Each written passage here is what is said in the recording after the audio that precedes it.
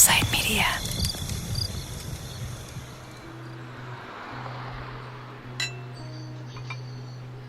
Allison Mack is in her home in Knox Woods, outside Albany. She's moved from her townhouse to a freshly renovated apartment that's got 2 bedrooms, dark hardwood floors, and a new kitchen with marble countertops. It's furnished beautifully, with a beige mid-century modern sofa, an antique purple rug, and lots of art on the walls. I thought it was pretty artsy-fartsy, you know what I mean? Like, my taste is still the same, you know? I mean, I brought my furniture from my brownstone in Brooklyn, this cool, like, antique Indian print chair that was mid-century but with Indian fabrics. And then, like, this big, cool bookcase that was like a wrought iron circle with recycled wooden slats that had sculptures and books and candles and stuff on it. Allison lives here with her roommate, India Oxenberg. India is in her early 20s, about a decade younger than Allison. She's from Malibu, with a sun-kissed, blonde, dreamy California look. She's an amazing cook, has done some acting. Her mom is Yugoslavian royalty, with a very posh British accent, an actress who appeared in the long-running soap, Dynasty. India's lineage is one of money and beauty. The pair are close. India and I shared all of our clothes. We called it the universal closet, and we just wore each other's clothes all the time. But it's more than that, because India is the first woman Allison has recruited to serve under her in DOS. She is Allison's slave. Now, Keith has told Allison she must give India a mission, one that is important for both of them. The logic behind it was like, oh, now he's going to work on me and my jealousy issues and my feelings of insecurity around this young, beautiful woman. And he's going to help India with her struggles around her acceptance of her sexuality and her body and all these things. And I was like, why? And he was like, well, hasn't it helped you? And don't you think that it's going to help her? And I'm not going to take advantage of her. That's not what this is about. I'm not like other men. And so this is the opportunity for her to explore her sexuality and her body and be comfortable in herself without being exploited. I would never take advantage of her that way, and blah, blah, blah. And fucking, you know, I believed him and wanted to do a good thing and wanted to work on my own jealousy and wanted to, you know, do all the things.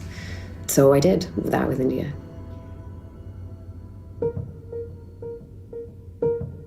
So sitting there on the couch, surrounded by Allison's plush pillows and artsy items from her travels, Allison talks to India.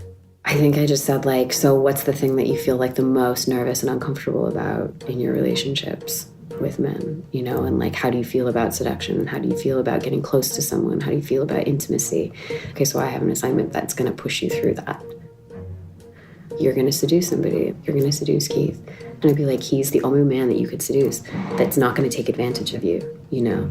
And it's like, he's going to respect you. India is getting ready to fly home to her family in California, but Allison pressures her not to. I was like, you have to change your flight. You have to change your flight. You have to do it before you leave. You know, and all the while I have Keith writing to me, pushing me to get her to finish the assignment, you know, before she leaves.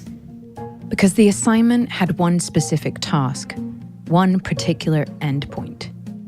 The assignment was to seduce Keith to the point where he would take a picture of you without your clothes on, and then they would text the picture to me so that I knew that the assignment was completed.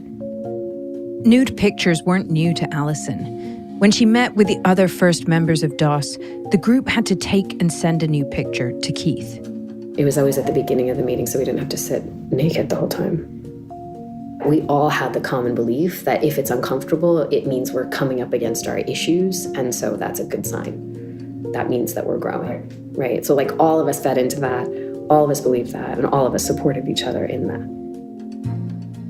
Taking these nude photos as a group almost became routine, but the individual pictures, the ones Keith had India and Allison's other slaves take when he was with them alone, these pictures went one step further.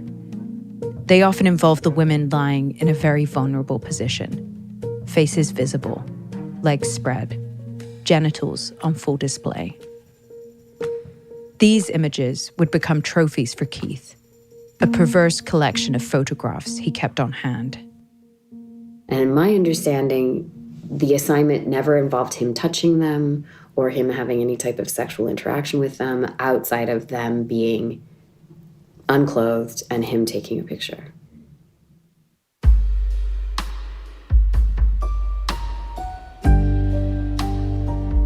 From Campside Media and CBC, this is Allison After NXIVM from CBC's Uncover.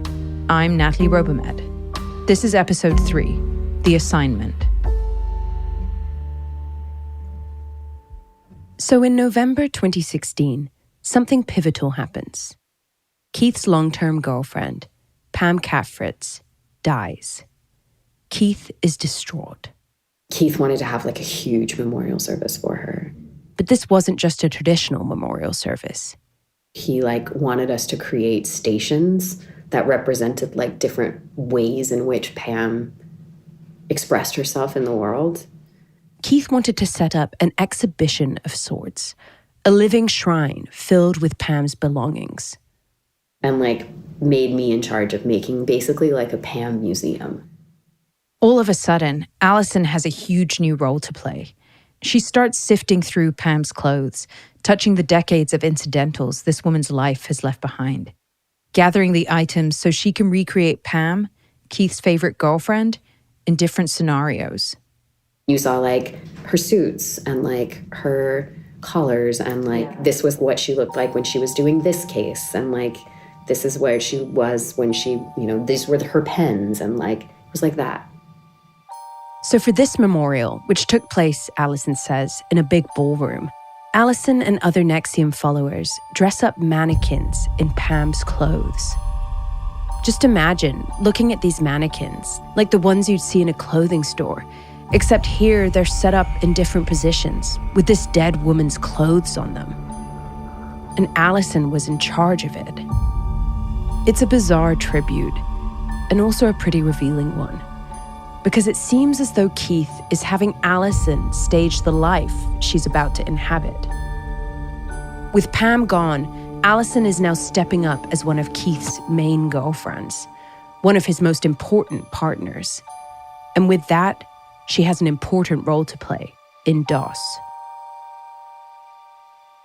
Keith told Allison and the other first 7 DOS members, called First Line Masters, to replicate with their own slaves what they'd been doing in DOS. And what they'd been doing in DOS was pretty extreme. Here's what Allison's life looked like at this point. So I woke up at 5 a.m. and I got out of bed right away and I took a 1-minute cold shower. I remember once I was working on a TV show and I had to take a cold shower and the water was so cold in New York City that it froze the conditioner into my hair.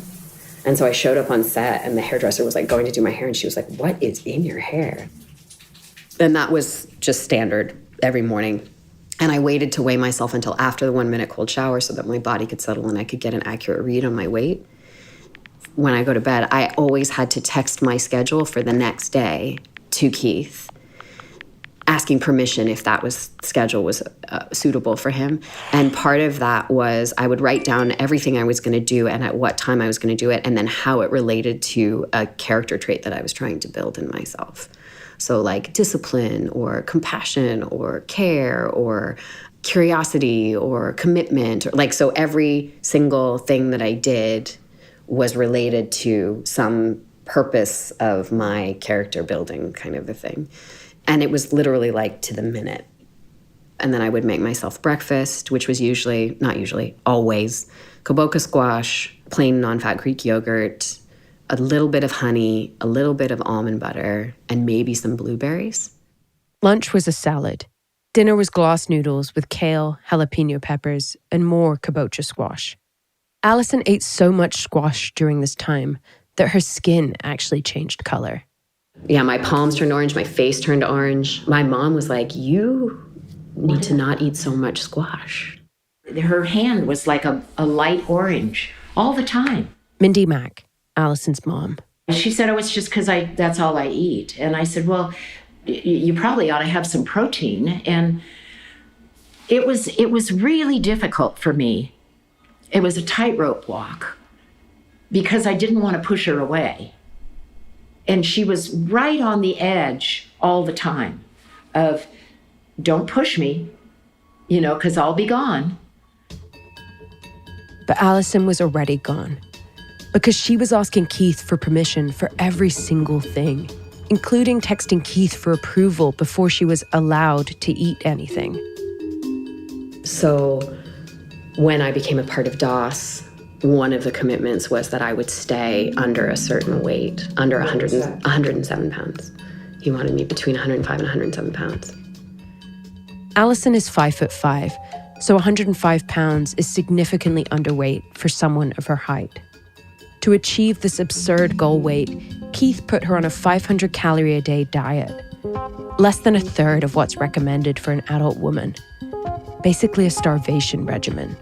I wasn't allowed to eat after 5, so from 5 to 5, I fasted every day. I was running 6 miles a day. I was really into half marathons, so I was running at least 6 miles on 500 calories, and I was very into yoga, so I was doing yoga. I did yoga every morning for about 6 years. I used to chew so much gum because I was so fucking hungry all the time, and so anxious, so on edge all the time. And I only chewed cinnamon gum because cinnamon gum doesn't have aspartame in it, so I was still being healthy. But the inside of my mouth was raw from all of the gum, because the cinnamon gum would fry your mouth, and I'd have an entire pack in my mouth at one time. I obsessively chewed gum and drank sparkling water. I fasted every Monday. That was my holy day or whatever, so I wouldn't eat the whole day on Monday, which is crazy because it was actually a day and a half, because I would stop eating at 5 o'clock on Sunday, and then I wouldn't eat again until 5 a.m. on Tuesday morning. And I always had these huge scarves because I was always cold. I was so thin that I could touch my fingers together around my waist. I was anorexic.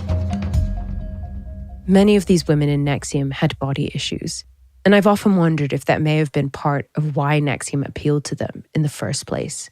In the NXIVM community, there was a hyperfixation on weight. Everybody was trying to be skinny, which is so ironic because Keith is fat. Because he believed that it was better for your health and better for your energy work and better for everything if you were very, very, very thin. In NXIVM, being dangerously thin was not seen as an illness. It was a virtue.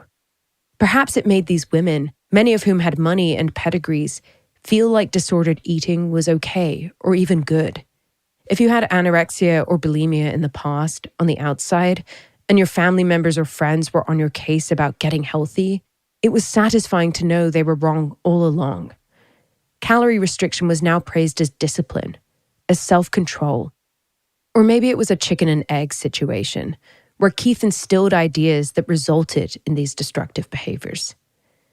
Whichever way it went, there's no doubt that Keith benefited from having Allison on a 500-calorie-a-day diet for 3 years, for having all these women underfed, underslept, and physically exhausted. And this was all only part of Keith's plan. The most insidious stuff, to me, were the mind games. Part of the commitment was that you had to love your master beyond everything, in the face of everything. And part of how you did that was every morning you meditated on the goodness of your master. I can just imagine Allison waking up at 5 a.m., having to sit down, maybe on a plush pillow, maybe cross-legged, and shut her eyes, focus on her breathing, and meditate on the goodness of Keith. With every breath she would inhale, thinking about all the ways Keith was pure, the embodiment of love, and exhale, release any negative feelings she might have towards Keith. When I tried to meditate the night Allison told me this, Keith's face kept popping into my head. Like Keith had found a way to slip a piece of stained paper under the door of my brain. And that paper just steeps and stains and starts to wrap around every crevice of your mind, covering it with him, like when the paper wins in a game of rock, paper, scissors. Every single thing Allison and the other first-line masters did was framed as an act of care or service or denial, all for Keith. What could you do that day that was an act of care for your masters? So how could you make their life easier? How could you make their world better? Like go grocery shopping for him or pick up his favorite chocolates and bring them to, volleyball, or help somebody helping each other get through their issues so that it was easier for Keith was a way, an act of care, basically just doing whatever you could to make his life better. The denial was like self-denial. So it was like, I'm going to give up something that I love in honor of my master. So it was like, I won't eat refined sugar in honor of my master. So anytime there was any dessert or anything sweet around, I was not participating. Their commitment to Keith took on another physical manifestation, a perverse wedding ring of sorts. We all had to wear a piece of permanent jewelry somewhere. I wore a belly chain because I could keep it on when I was acting. And I was so thin, and it was a way for me to maintain my weight. The idea was, if Allison, quote unquote, ate too much, the belly chain would start to dig into her stomach. But Allison had a desire to be the best, to be the most committed to her master, to be really hardcore. So she took the belly chain a step further. As a form of punishment, she began wearing a type of cilice, a restrictive undergarment designed to remind the wearer of their devotion to God, or in this case, to Keith. So it comes back. It's like the days of mortification from like nuns and monks. You know how they used to wear like burlap sacks because it was uncomfortable and itchy, like a way of physical mortification. So a cilice was like another form of that, where you, it's like a strap, and the inside of the strap is sewn, they're like giant staples, like this, like pieces of metal that go like this with little spikies on the end, and they're sewn on the inside of the strap, and then you wrap that around your body. So it's kind of poking you, like stabbing you, you know, all day. And so I used to wear that around my waist, like under my clothes if I overate, as like a punishment.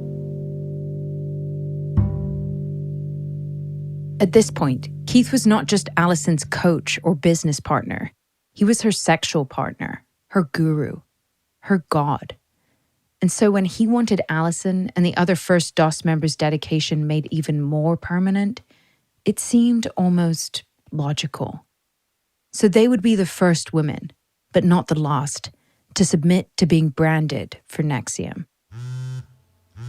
One day, Allison was in Albany when she got a call. It was lunchtime, and they were like, the guy's here, we've all been done, he's waiting for you. And so I was like, okay. So Allison gets in her car on her lunch break and drives to one of the DOS slaves' house. She walks inside. She had like this day room area, and there was like a couch, and I like laid on the couch, and everybody was sucking on lollipops. Lollipops, a burst of sugar to make sure no one fainted. Most of the other first-line slaves are there, including Nikki Klein, the Canadian actress. Some of the women are watching TV in the other room. Allison lies down on the couch. She's wearing a pair of baggy pants. A body modification artist, a man she can only identify as a tattoo artist from Arizona, sits down beside her. I think Nikki was talking to him, but we're just we're part of a, you know, a sorority, I think is what we said. Mm-hmm. And we want to do this as part of our sorority initiation thing. And I pulled my pants down to show my hip, which is where it was. And then he branded me, and I like he put the tape over it and gave me a lollipop, and I buttoned up my pants and went back and taught the rest of the intensive. Allison carries on like normal, but her body is in shock. She's just been branded with a cauterizing pen, without any sort of pain medication or numbing cream. My body was like shaking, in shock, you know, like obviously my body was still trembling. But I was so good at like cutting that off and just focusing on what I was doing. And I'm just not going to feel this right now. I'm just going to dissociate completely and be somewhere different. I don't know when or where I developed that survival mechanism, but when other women would say like, that's really painful or whatever, I was like, what do you mean? Like, it's fine. It's just what you did. It was just like another day. And so the callousness by which I handled that and handled myself in that is the same callousness that I had with the other girls. And Allison is being manipulated by Keith too, in a callous way. Allison has never talked to anyone about this publicly. But for about a year, from 2015 to 2016, Keith was having sex with Allison every day. in the middle of the night, in the middle of the day, you'd have a meeting, didn't matter, he'd come interrupt the meeting, you'd do... Keith framed this sexual coercion as energy work, part of her healing. Remember, Allison told Keith that she struggled with her sexuality, that there were things that happened when she was a kid that weren't okay. But through the brainwashing of NXIVM, this sick piece of paper folded around Allison's mind like a glove, Keith programmed Allison and the other women to ignore their gut. Now, any reluctance Allison felt to having sex with Keith was positioned as her fault. To hit this point home, after each time they had sex, Keith would debrief with Allison at length. An orgasm or like any type of physical reaction that your body is having when you're having an intimate experience with somebody. It's not always an orgasm, but it's just like different, physical experiences, right? And so he would take ownership and responsibility for what was happening in my body and what was happening for me emotionally, so that it all came back to him being the source of these experiences that I was having, right? And then it was like, no other man will be able to do this for you. And now Allison must provide Keith with more women, not just India, so he can heal them too.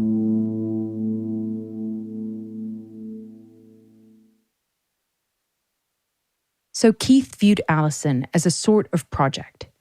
She was not high up in the organization, but she was a rising star, a pet of his, and her commitment to Keith and the lengths she was willing to go for him set her apart.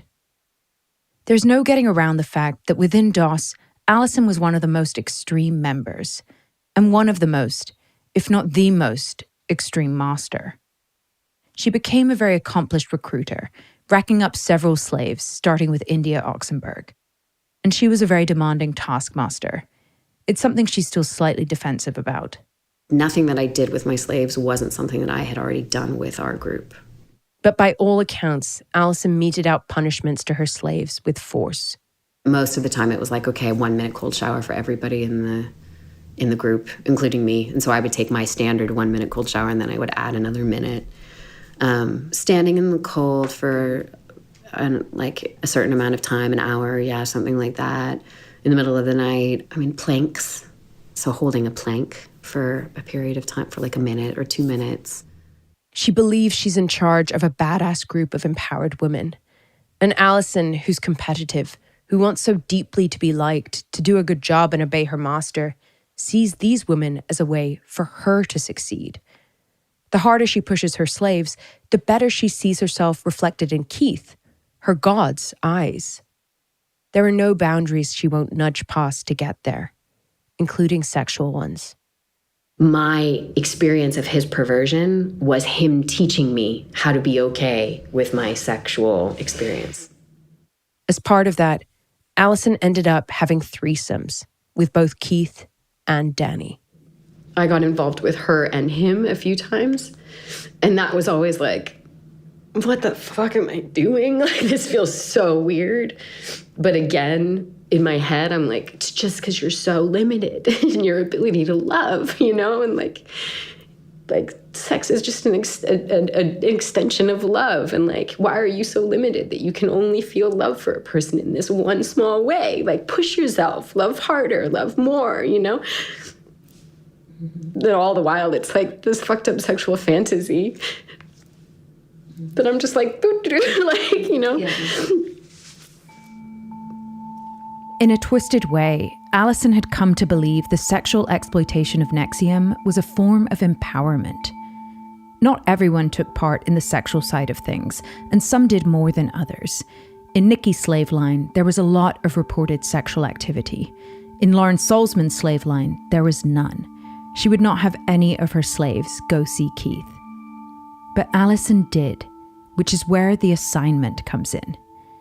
Allison gives the assignment to several of her slaves, and one of those women has an experience that should have set off even more alarm bells than any of the others. Here's what happened. Allison gave a slave of hers, a woman identified only as Nicole, the assignment to do whatever Keith says. So Keith summoned Nicole in the middle of the night. He blindfolded her, took her to another location, and told her to get on a table, nude. and someone else started performing oral sex on her. After it was over, Allison says Nicole came back to Allison's house. She came back and had indentations on her face from the math. And I was like, "Are you okay?" And she was like, "Yeah." And I was like, "What happened?" And she told me, and I was like, "Fuck. You're really brave." That was all I could say. I was like, "I don't think I would have had the guts to do that. Like, you're really brave." She was like, "Yeah, that was really crazy." Allison says on the inside, she was shocked. Like, blew my mind.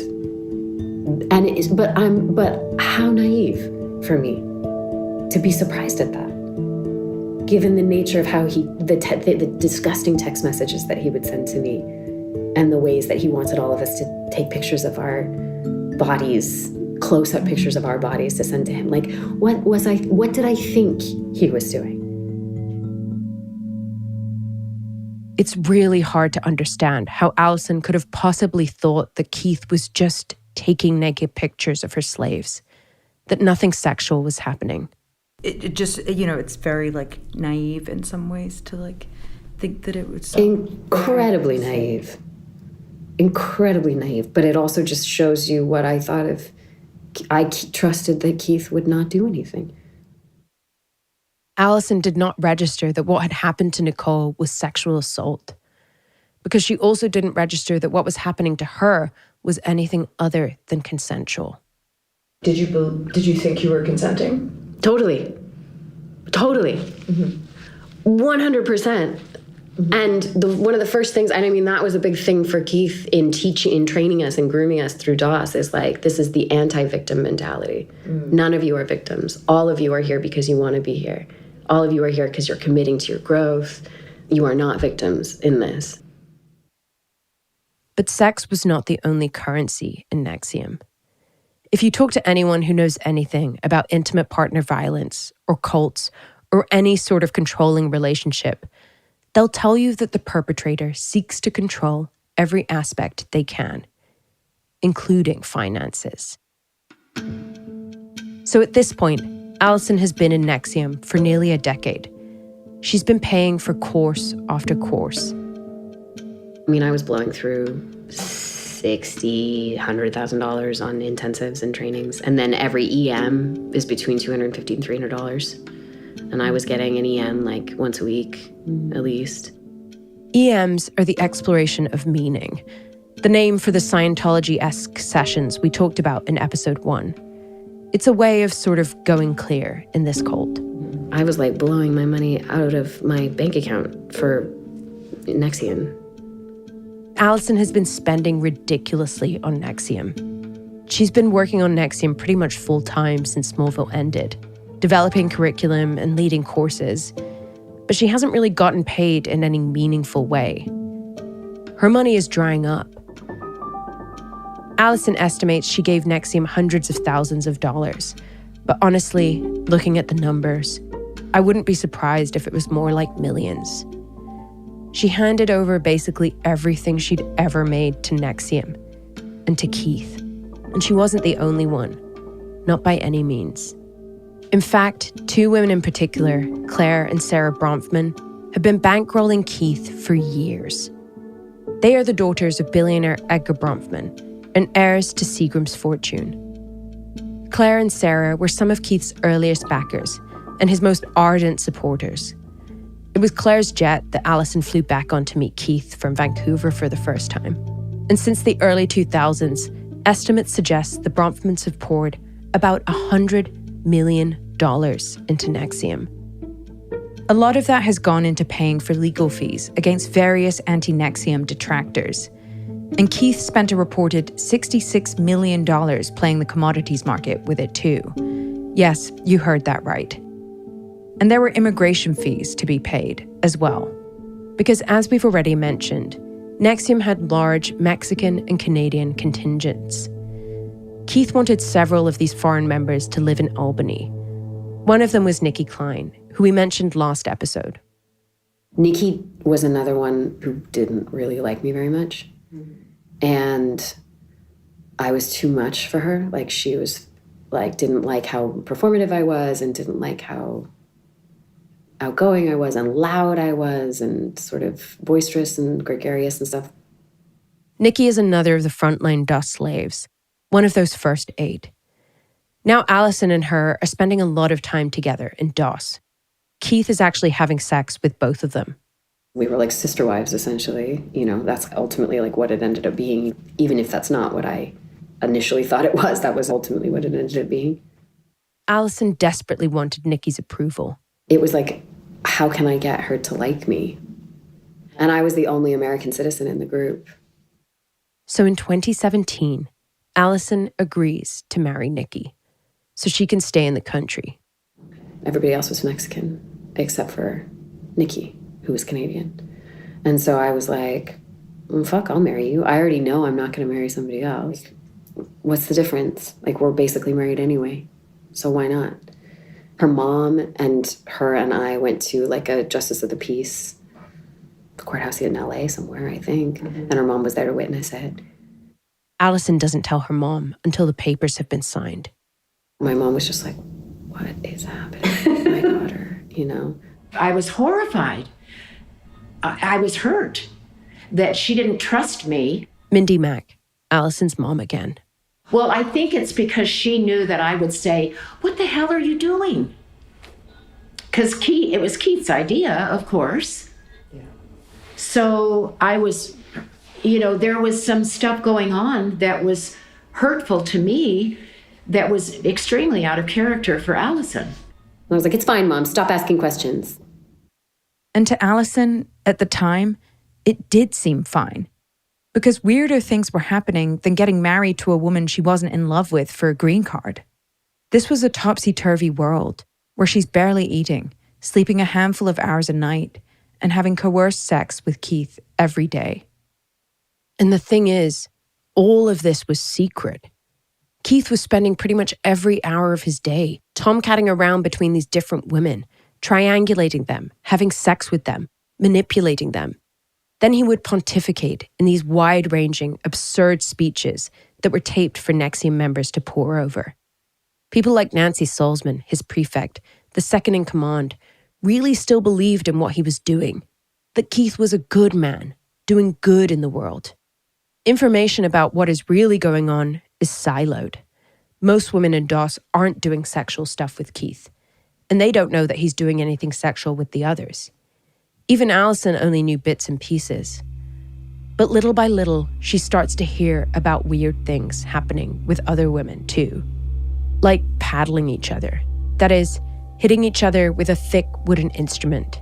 He's making them record videos of themselves doing this and send them to him. And while this is going on, more and more women are being branded. And these brandings are being filmed too. In fact, they've been codified into rituals, not the slapdash business Allison got on her lunch break. These new recruits had to request the procedure with specific language, saying, Master, will you please brand me?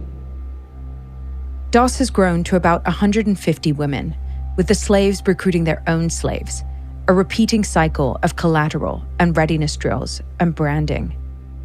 Of those women, Allison estimates that between 20 to 30 were branded. That is a horrifying number. But NXIVM has thousands of members, and most people have no idea that DOS even exists, let alone that people are getting branded, even those really high up in the organization. Nancy Salzman, prefect, is in the dark, and so is Claire Bronfman, NXIVM's main financier. But it's all beginning to bubble up. Especially when some of these DOS members realize that the videos of brandings are going to Keith. They start to freak out. They thought this was women's empowerment. Only the first 8 slaves seem to know that Keith is involved. One of the women whose branding is filmed is Sarah Edmondson. She's the founder of NXIVM's Vancouver Centre and is actually one of Lawrence Salzman's slaves. She got branded in a ceremony at Allison Mack's house over the winter. Afterwards, her husband sees her brand, and he flips out. He shows up in Albany at a restaurant called Apropos. Apropos is a middling Italian joint, frequented by the NXIVM set. It's off the highway in a single-story building with a facade of painted pillars outside and tacky cheap construction inside. In this restaurant, in the spring of 2017, Sarah's husband tells everyone that Sarah has been branded. He makes a stink, causes a huge scene, and gets the word out about DOS. And it works. Other NXIVM members do freak out. They start to pack up and leave Albany. Sarah begins making calls to people's family members, warning them about the brand and the sex stuff, and that their loved ones might be involved in a cult. Claire Bronfman tries to stop her with a private investigator and legal maneuverings, but Sarah continues to warn people. Mindy Mack remembers getting one such call from Sarah. Sarah Edmondson called me, and she said, I'm a mother now, and I understand the level of care and concern that you have as a mother, and I observe you and your care and concern of Allison, and I just want you to know that bad stuff's going down at NXIVM. I want you to know that that's happening, and that Allison needs to get out. I'm like, oh my God, what's happening? And so I went to Allison and I said, Sarah Edmondson called me and told me that bad stuff was going on, and that concerns me. And she said, Mom, and she just talked me off the ledge. She told me everything that Keith told her about why Sarah left. Sarah left because she wasn't getting what she thought she was going to get. Don't worry about it. These are people that are just disgruntled. This was Keith and NXIVM's party line. That all this bad stuff people were saying, they were just making up because they were unhappy with their own lives. Victim mentality. Allison believed it wholeheartedly. It was like, everything's fine. It's going to be fine. But it's not going to be fine, because many members are leaving, disavowing NXIVM, hurt and angry, because Sarah and the others are giving interviews to the New York Times. And when they run that story, it gets a lot of attention. And some people, including India's mom, Catherine Oxenberg, are starting to talk to law enforcement. And then the federal government decides to take up the case for sex trafficking and other issues. Still, Allison thinks nothing is wrong. I remember when the FBI is getting involved and things like that, those kinds of conversations were coming up.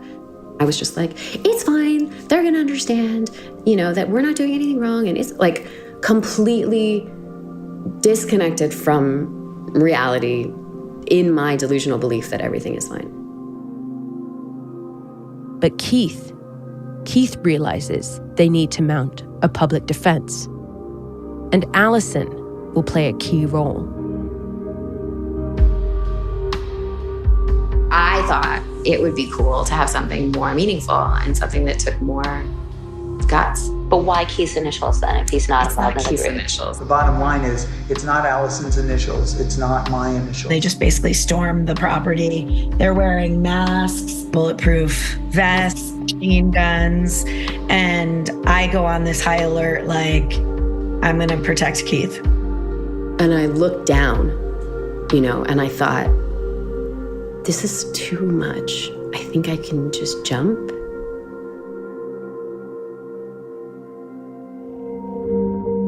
Tune in next week for an all-new episode of Allison After NXIVM, or you can listen ahead to the full series now by subscribing to CBC True Crime Premium on Apple Podcasts, or by subscribing to the CBC True Crime channel on YouTube. Links in the show description.